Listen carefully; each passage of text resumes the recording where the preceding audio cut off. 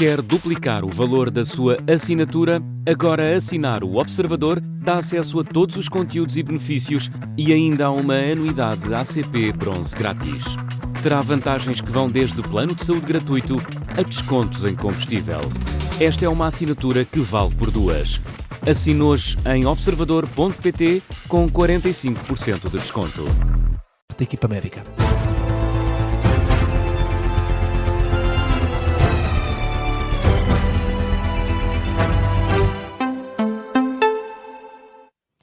Jornal das Duas, com a edição de Miguel Cordeiro. E, Miguel, falamos da Operação Marquês. O Ministério Público está atento à possibilidade de José Sócrates estar a ponderar fugir à Justiça. As medidas de coação podem ser agravadas e o antigo Primeiro-Ministro pode voltar a ter de cumprir prisão preventiva. Isto está num requerimento dos procuradores do Ministério Público, um requerimento enviado à juíza Susana Seca. E nesse requerimento que o Observador teve acesso, é explicado que tudo isto se justifica por causa de uma viagem do antigo Primeiro-Ministro aos Emirados Árabes Unidos. A viagem que levou o Ministério Público a pedir esclarecimentos, até porque, João Gama, os procuradores avisam que esta viagem pode estar integrada num plano maior. O Ministério Público alerta para o risco de a viagem de José Sócrates a Abu Dhabi poder fazer parte de um plano do antigo Primeiro-Ministro para se subtrair definitivamente ao alcance da justiça portuguesa. Quem confessou essa viagem foi o próprio ex-Primeiro-Ministro em entrevista à CNN Portugal. Ainda agora eu cheguei ontem vindo do Médio Oriente e tinha uma jornalista do Correio da Manhã TV perguntando-me o que é que eu fui fazer a Abu Dhabi nas últimas 2 semanas. Quer dizer, o Ministério Público faz investigações às pessoas que estão em julgamento e falo clandestinamente e depois manda os jornalistas fazer estas perguntas. Porque quem mais saberia que eu fui nas últimas 2 semanas ao Médio Oriente? Mais ninguém, não é?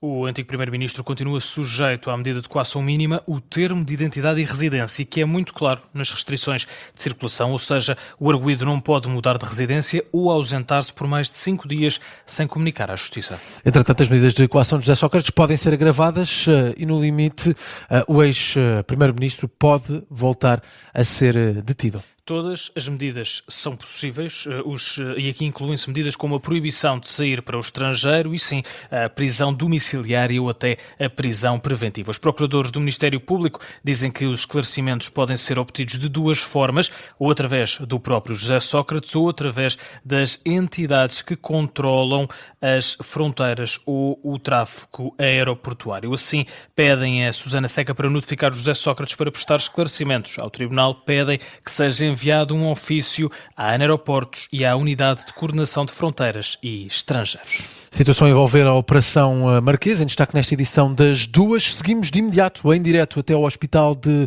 São João, onde está internado Marcelo Rebelo de Sousa, porque acaba de chegar Luís Montenegro. É por lá que está a repórter Maria Rego. Maria, agora em direto, está a falar aos jornalistas, Luís Montenegro.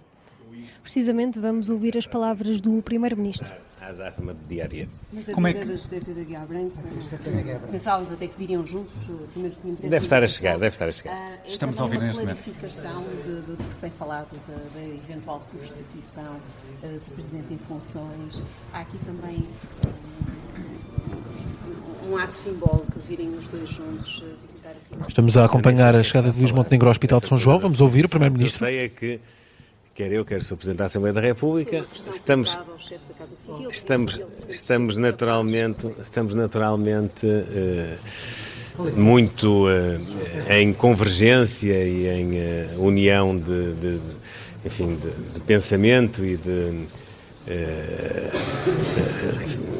interpretação daquilo que é o sentir do povo português, de que o Sr. Presidente da República tenha um rápido processo de recuperação e de restabelecimento, e é isso que vimos aqui fazer, com sentido de solidariedade também e de amizade. Ficamos então com estas declarações de Luís Montenegro, ele que chegou há poucos minutos aqui. Estou a tentar perceber se também terá chegado aqui José Pedro Aguiar Branco, exatamente, os dois agora lado a lado. Vamos tentar escutar as palavras de José Pedro Aguiar Branco. Como espera encontrar o Sr. Presidente não precisa de transmitir otimismo, porque ele é preciso de otimismo. E, portanto... Mas vemos aqui duas caras bastante bem dispostas, sorridentes, que passar também esse otimismo ao Presidente da República, certamente. Com certeza. Agora, eu vou visitar o Sr. Presidente quando voltar, sabendo exatamente da disposição e como o Sr. Presidente estará, transmito aqui o que desejarem, está bem? É mais natural que assim seja, não é? Muito obrigado. Oportunidade de falar com Marcelo Rebelo de Sousa. Ficamos então com estas palavras de José Pedro Aguiar Branco, que remete então declarações para o final desta visita, tal como Montenegro, que transmitiu aqui uma mensagem, mandou um abraço do povo português e deseja uma rápida recuperação a Marcelo Rebelo de Sousa. Recordo que esta não é a primeira vez que o Presidente da República é submetido a este tipo de cirurgia. Houve também no histórico clínico do Presidente outras operações hérnias, bem como uma hérnia umbilical. Neste momento, então, começa esta visita quer de Luís Montenegro, quer também de José Pedro Aguiar Branco. Acompanharemos as declarações no final desta visita. Visita no Hospital São João no Porto. Marcelo Rebelo de Sousa recebe o Primeiro-Ministro e também o Presidente da Assembleia da República, as principais figuras do Estado. A operação de urgência de ontem à noite correu bem. De acordo com o último balanço que foi feito às 9 da manhã, o Presidente da República passou bem a noite, está bem disposto e está a evoluir favoravelmente depois de ter sido operado de urgência uma hérnia encarcerada. É esperado um novo balanço, um novo ponto de situação do estado de saúde do Presidente da República, ainda durante esta tarde, durante a próxima hora. Já Luís Montenegro e José Pedro Aguiar Branco devem também falar aos jornalistas no final desta visita. Vamos acompanhar esse momento em direto aqui na Rádio Observador. Miguel, o Governo desvaloriza as previsões da OCDE para o crescimento da economia portuguesa. O Ministro Manuel Castro Almeida lembra que as previsões da organização muitas vezes falham. E por isso continua confiante nas projeções do próprio Governo. A OCDE acredita que a economia portuguesa vai acelerar em 2026. Vai crescer 2,2% e isto é até uma melhoria na previsão da OCDE, uma melhoria de 0,3% face à previsão anterior.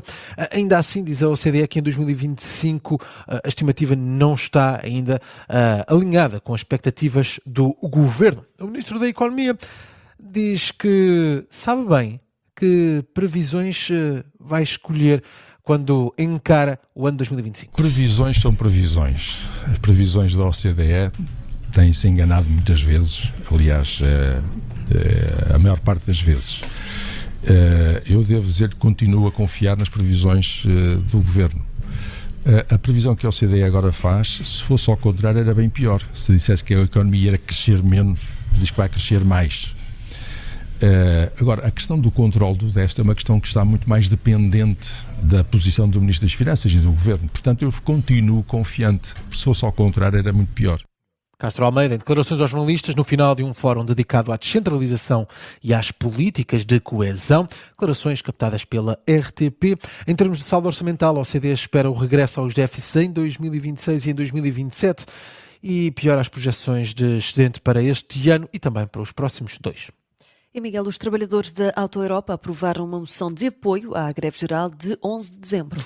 Plenário aconteceu esta manhã. Nesse plenário estiveram os secretários-gerais da CGTP e também da UGT e no final falou o coordenador da Comissão de Trabalhadores do Parque Industrial. A moção foi aprovada por unanimidade pelos quase 1000 trabalhadores que participaram na reunião e para Daniel Bernardino, o coordenador dessa Comissão de Trabalhadores, isso é um sinal de empenho na luta contra o pacote laboral do Governo. Atacar os trabalhadores desta forma com este pacote laboral, nós temos que nos defender de algum modo. A primeira defesa será a partir da greve geral, no dia 11. Antes disso foi esta organização que nós tivemos aqui de união entre as centrais sindicais e as comissões de trabalhadores. Há um risco enorme. Em empresas de outsourcing, os trabalhadores perderem esses direitos quando há uma transmissão de estabelecimento. É gravíssimo.